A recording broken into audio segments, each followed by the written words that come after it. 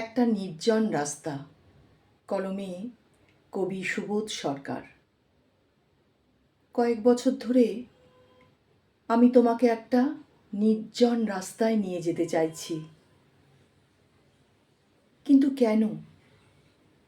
একটা নির্জন রাস্তা, ভীষণ নির্জন একটা রাস্তা।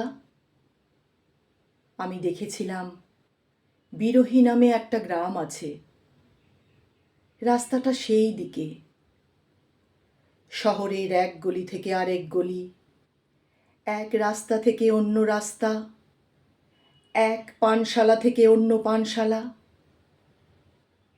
মাঝরাতে 10টা গেলাস উল্টে রেখে বেরিয়ে এলাম তোমাকে নিয়ে। তবু আমার পিপাসা গেল না। আমাকে যেতে হবে একটা ভীষণ নির্জন রাস্তায়, নির্জন একটা রাস্তায়।